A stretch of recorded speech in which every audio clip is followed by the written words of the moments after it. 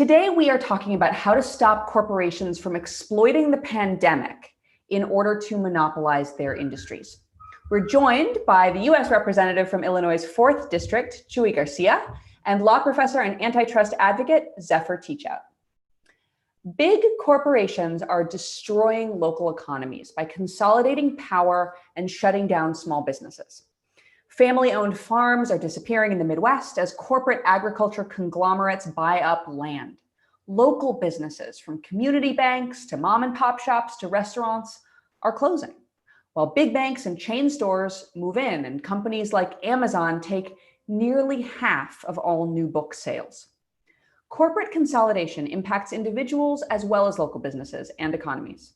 Internet providers like Comcast, Verizon, and AT&T do not provide the same accessibility to poor communities or communities of color.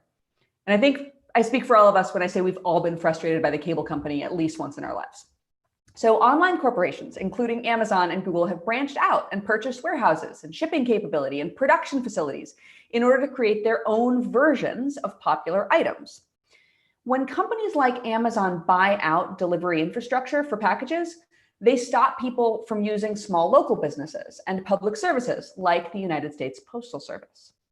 Because monopolies dominate their industry, they can arbitrarily set prices and increase profits at consumers' expense. Their dominance also means markets overdepend on the monopoly's supply chains and practices, making the economy more vulnerable to systemic shocks and less reliant on innovation.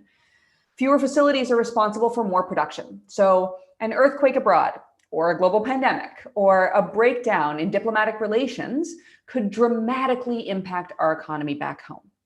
The result is increasing corporate consolidation and reduced competition for consumers. Monopolies are one of the main drivers of inequality. They leave the average American family $5,000 poorer per year. And that disproportionately hurts lower income Black and brown communities. That problem has gotten worse during the pandemic. Large corporations across the world, from pharma to private equity, are purchasing smaller corporations and exploiting the pandemic for profit. That makes legislation like the Pandemic AntiMonopoly Act of 2020, which would temporarily ban large corporations from merging, especially relevant. All the more important, the bill would prevent corporate consolidation and protect consumers from corporate exploitation of the pandemic. Representative Garcia, thank you so much for joining us.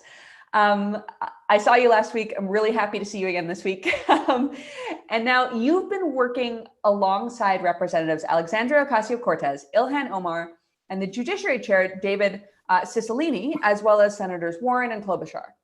Meanwhile, President Trump has threatened specific companies that he's mad at with antitrust investigations.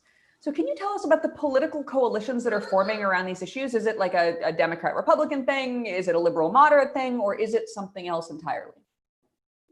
Thank you, Emily, for having me on the show this morning.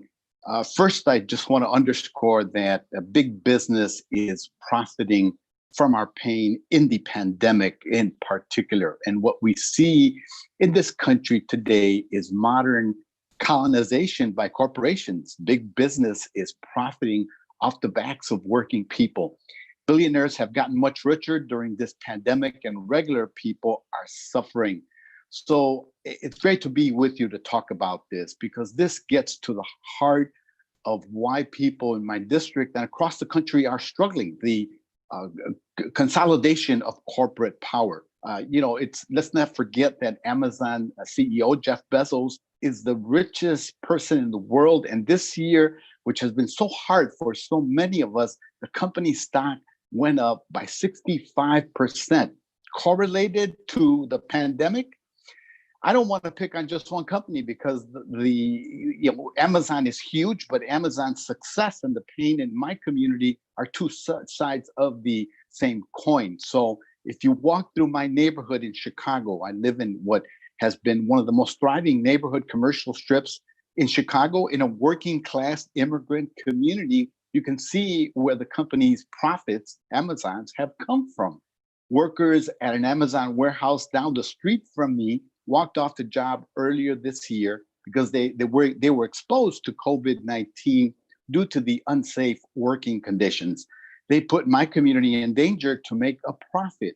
Amazon built a private delivery system off of precarious contractors, while our post office and its employees faced an existential crisis. Post office is 2 blocks from my house.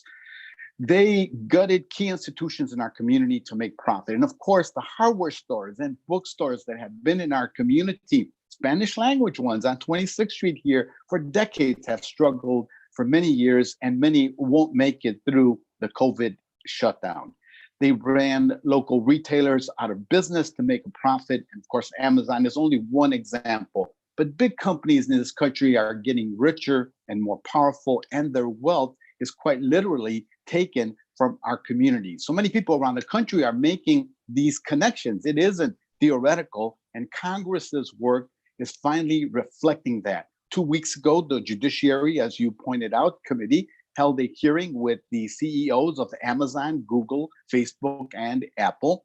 It was the culmination of a long investigation, and it showed that Congress is serious about taking on powerful corporations. The committee asked hard questions, and they got revealing answers, but we have to think about what's next. It's time to pass laws that take on corporate power, and right now, the pandemic is our country's biggest threat, but corporate America sees it as an opportunity. I mentioned that Amazon stock was going up while unemployment reached its highest level in generations, but it's not the only company with big plans. And for people like me who represent working class and an immigrant district in Chicago, my constituents are deciding between paying their rent and putting food on the table. Nearly half of Black and Latino runners in this country are worried that they won't make their next payment. Yet the Wall Street Journal reported earlier this year that real estate companies are excited. They're preparing to buy real estate at, quote, at bargain prices. They want to take our homes to make a profit, and it's not a new strategy. After the last financial crisis, we saw a wave of mergers and buyouts, and we can expect even more this time while many industries are struggling to survive, and vital industries like nursing homes and medical supplies are especially at risk. I eagerly supported the Pandemic Anti-Monopoly Act with Representative Ocasio-Cortez and Senator Warren because Congress must stop corporate America from scooping up key industries during the crisis. It's up to us to do it. So, Congressman, let me drill down on that a little bit, because what you're Sure. describing to me seems like something that crosses political lines, right? We're talking about mom and pop businesses. We're talking about the little guys, really, the little guys who we all identify with, who we love, who make our communities wherever you live more vibrant and more special, and also who kind of represent the American dream, right? Of having a small business, having your own little piece Yes. of this great country, and finding your future that way. And that's, as the pandemic stresses businesses that are too small to survive such a massive crisis, they're being gobbled up by the big faceless players. So what I want to know is, I'd love to know about how your bill, the Pandemic Anti-Monopoly Act, will work to prevent that. And also, because of how broad-based this issue seems, whether you expect you'll be able to pull any support from across the aisle. So the anti-monopoly, the Pandemic Anti-Monopoly Act will stop risky mergers until the Federal Trade Commission finds that small businesses, workers, and consumers are no longer under financial distress. The moratorium would include particularly large corporations, companies like private equity and hedge funds that are spread throughout our different sectors. Let's take BlackRock, for example, $7.4 trillion in assets that they control worldwide, and companies with an extensive patent that impacts the crisis, like the patent on PPE. For now, most of the support is in the Democratic side of the aisle, but it is my sense that with more and more Republicans in both the House and the Senate beginning to disassociate themselves from Trump, and I think that will continue in the coming days and certainly after the November election, that then we'll begin to see more evident bipartisan support for these things. Trump takes some shots at some companies because he knows that people are distrustful, especially of big business, because again and again, they have demonstrated that their only goal is profit making and consolidation and more control over our lives, whether it's internet companies or large corporations that are profiting during the pandemic and not showing any type of patriotism or care for workers that make them wealthy. So speaking of people who are supposed to protect us, monopolies are supposed to be investigated by the Department of Justice and the Federal Trade Commission. So what have you seen DOJ and FTC do, if anything, on this issue? Very, very little. We know, what William Barr is about. Basically, Trump's defense lawyer. And this issue has been a major priority for many progressives in Congress, and the Pandemic Anti-Monopoly Act. And I was also proud to introduce the Bank Merger Review Modernization Act and the Systemic Risk Mitigation Act during this Congress to try and rein in that corporate power that endangers us. So no matter who's in the White House next year, my colleagues and I will have to keep challenging corporate power and concentration in the halls of Congress. But if we win the White House, we'll have a chance to really change how the Department of Justice and the Federal Trade Commission operate. President Biden could take the problem of corporate power seriously and pick up where our Judiciary Committee has left off in their investigation. We've got work to do in Congress, but I am quite optimistic that there's high interest and that this dynamic will turn very quickly because the American public supports this type of investigation and action by Congress to protect the average person in our country. Thank you for that. I want to turn now to Zephyr to talk about your new book, the awesomely titled Break 'em Up, which covers the revitalization of the antitrust movement and the need to prevent corporate monopolization. So I'm going to ask you like a 40-part question because I want you to talk all about this. First of all, what do you mean when you say the revitalization of the antitrust movement? How has the importance of antitrust changed over the past century? Why did that happen? And what's happening with it now? Wow. Well, thank you so much for having this event. It could not be more critical. People are in an incredibly vulnerable position across the country, while a handful of modern robber barons are really getting away with stealing from people's wages and hurting consumers and destabilizing our economy. Right now, we are in an extremely concentrated economy with big companies dominating in sector after sector. You could think of Bayer Monsanto or Amazon or Pfizer, or think about your cable company. All of these companies have been allowed to merge and build their power both horizontally, gobbling up other companies in the same field, and what we call vertically, which is buying up companies in related fields to build these little private governments, like little princes and kings who aren't really accountable to the public and are making decisions that affect all of us, but we don't have any real power over them. To get to your question about the history, most of these kinds of mergers and this kind of radical consolidation, this dangerous consolidation, wouldn't have been allowed before 1980. And in fact, from FDR through 1980, we had a pretty aggressive anti-monopoly approach. People understood that you shouldn't allow mergers that would lead to these mini private governments.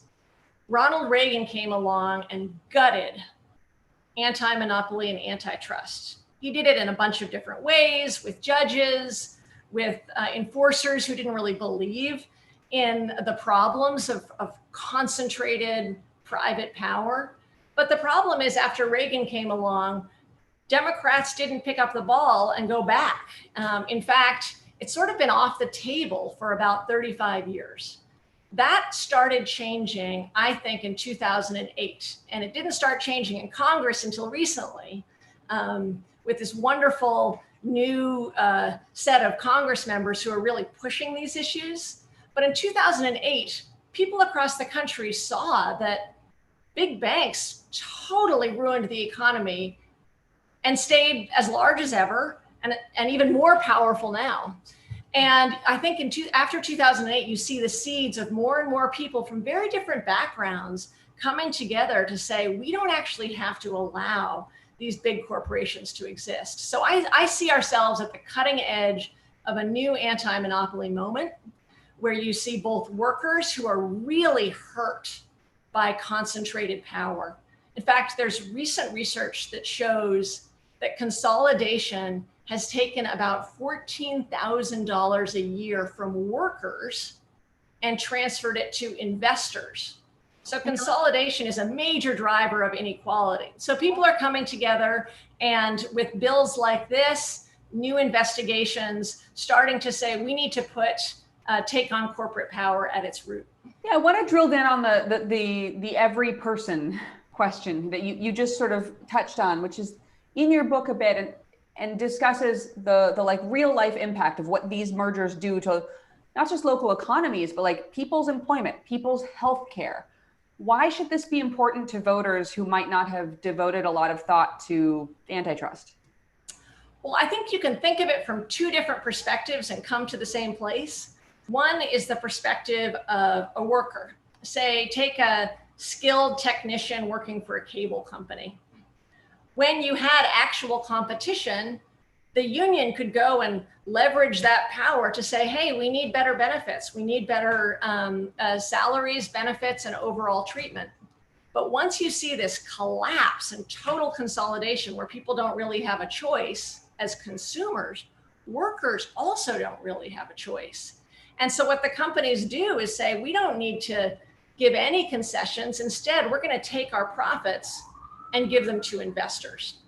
The other angle that you can really see it from, and the hearings the other week in the House Antitrust Subcommittee of the Judiciary really powerfully illustrated this, is the way in which these big businesses really squeeze small businesses. Small businesses, mom and pops, entrepreneurs, they can't find a way to exist in this monopolized economy. And companies like Amazon are actually basically charging a tax on these sellers of Amazon, sellers who use Amazon, of 30%. If you buy something on Amazon, 30% of every dollar you spend isn't going to the seller who's working hard to make a product, it's going to Jeff Bezos. So these choke point monopolies are hurting both workers and small businesses. This was a problem before the pandemic, but when the pandemic came along, we're in a moment where if we don't act, we can see and we already are seeing, a rapid increase in consolidation. So we're not just holding things in place. Those with power and money are using this moment to profiteer, to be like vultures, to gobble up even more power and even more companies. And that also makes it harder for workers because, as you know, right now, over 20 million people have lost jobs. If there aren't that many jobs, employers have more power, and that pushes down wages. So what I'm hearing you saying is like anybody who cares about the economy or their job or their ability to have a better job should care about this issue. Right now, as we know, the FTC has reportedly begun investigating Amazon's online marketplace with the help of attorneys general in New York and California. So you ran for New York Attorney General. You spoke often about these issues. What would a good investigation of this look like to you? What should we be looking for as we watch what unfolds?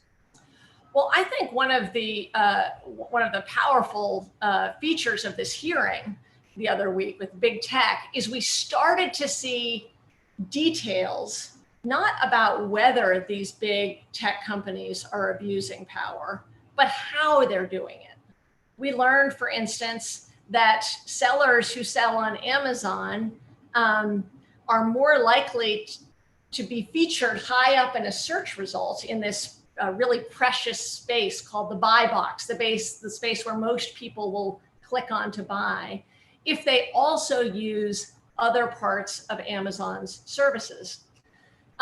That's problematic, something that may be illegal. And those are the kinds of details that attorneys general are looking into and should be looking into, violations of existing law.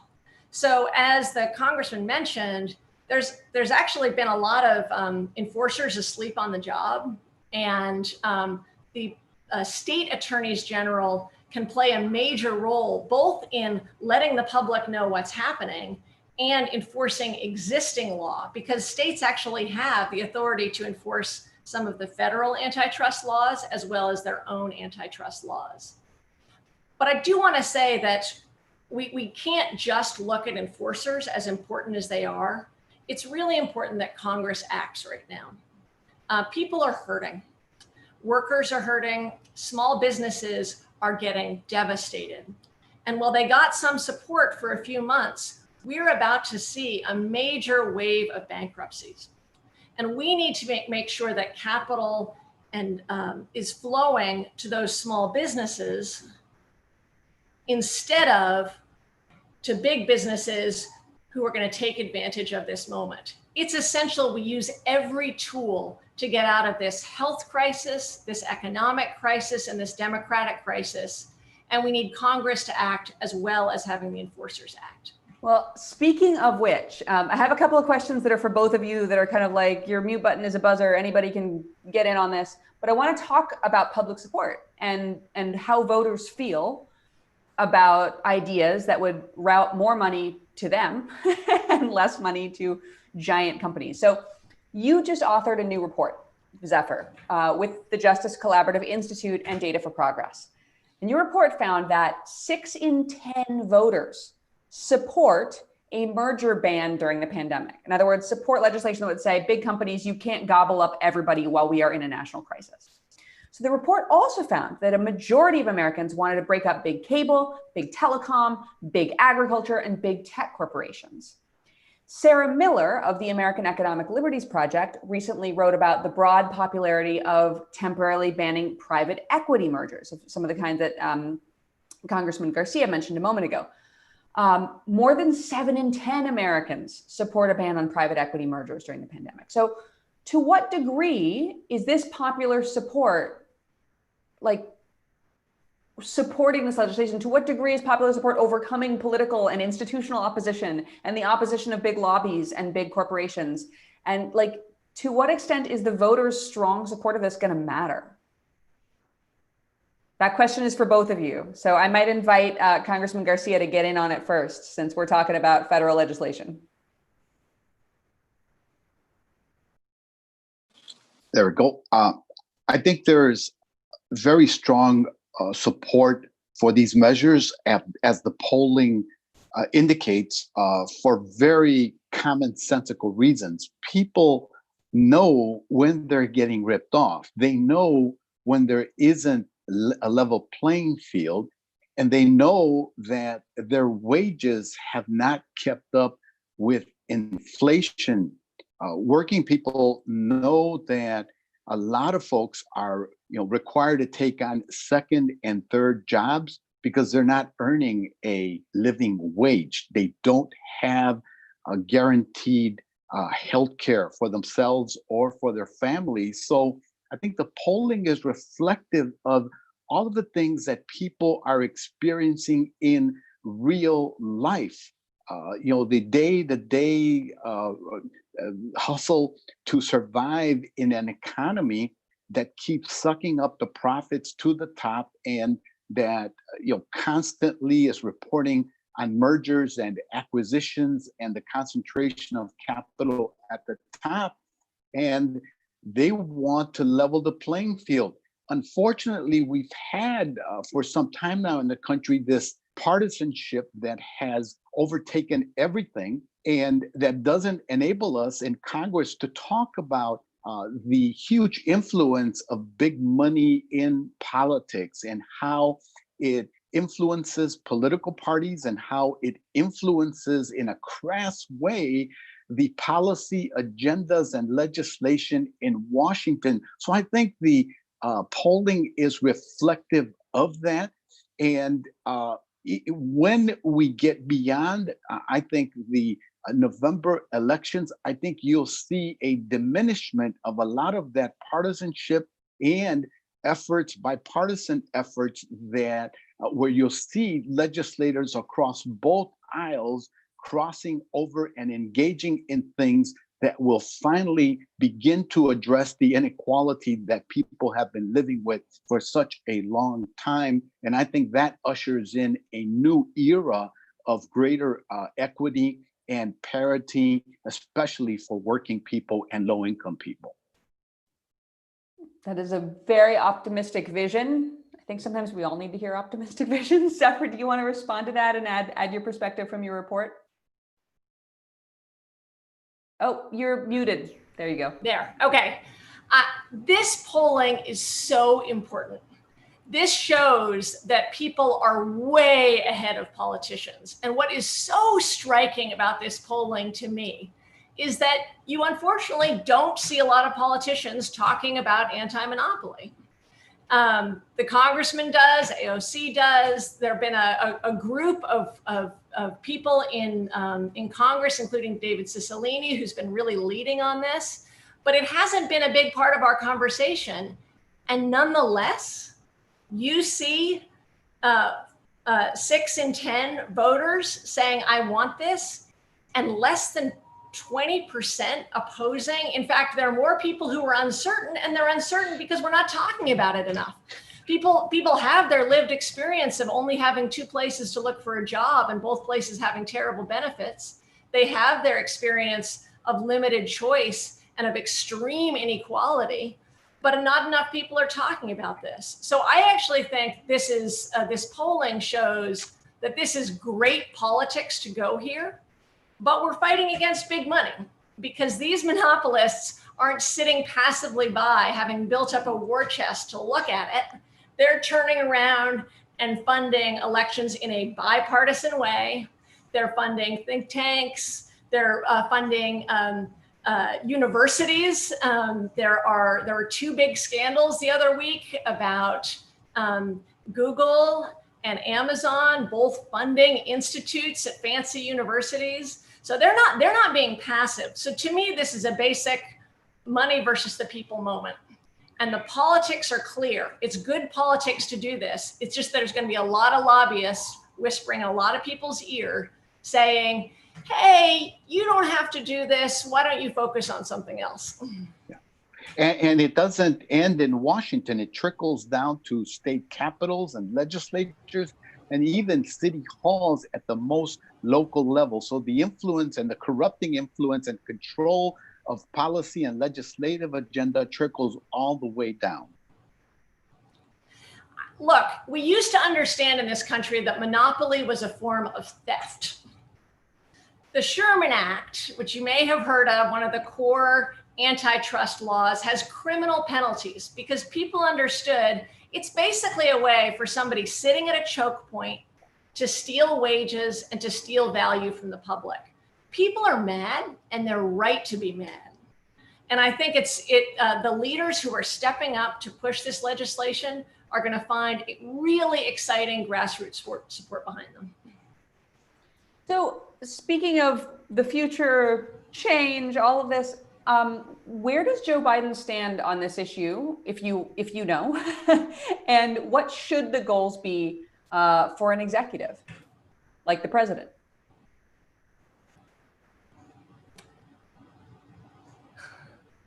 I don't know. Go ahead, Professor. Yeah. I think there is a big question mark here. It's one of these areas with a massive, I'm drawing the question mark. And he does have an opportunity to really lead here, and people are hungry for that leadership. And one of the things that we polled and showed in the report is we asked about, would you want an executive to be leading on this? And people said yes. They're looking for the next president to really show leadership. They're looking for trust busting 2.0, and he can step up. It's just a massive, massive question mark right now. And again, we know that there's a lot of lobbying money going into saying, don't talk about this issue. So I would say if you're paying attention to this, take advantage of the moment and let your local Democratic Party know that this is a really important area for Biden to lead in. By the way, there's a lot to learn from the second term of FDR's presidency, as he's really working with the administration to get out of the Deep Depression. And one of the things that FDR learned and pushed is that you need strong anti-monopoly policy, because otherwise you can't get out of a deep economic collapse, because all the money is just getting sucked up to the top and not being spread out. I'll just end on this question with this. I think the lessons of the pandemic will be profound and deep and potentially transformative. I believe that the full impact and the brunt of everything that the pandemic has ushered into our society, and the revelation of inequities and disproportionate impact and the cruelty of a system that hasn't been changed or challenged in many, many decades, will force the next president and the Congress to act like never before, and to strike a new deal for working people in the 21st century, while we address the pressing issues of climate change and inequality, and the need for a living wage and for healthcare access and guarantee for everyone in our country. I'm going to close on that beautiful statement. Congressman Garcia, thank you so much. Zephyr Teachout, thank you so much. Again, Zephyr's book is called Break 'em Up. Representative Garcia is from Illinois' 4th District. I'm Emily Galvan-Almanza. I hope you will join us this afternoon on the briefing, when we are going to be talking about how to save public defense in Louisiana. Thank you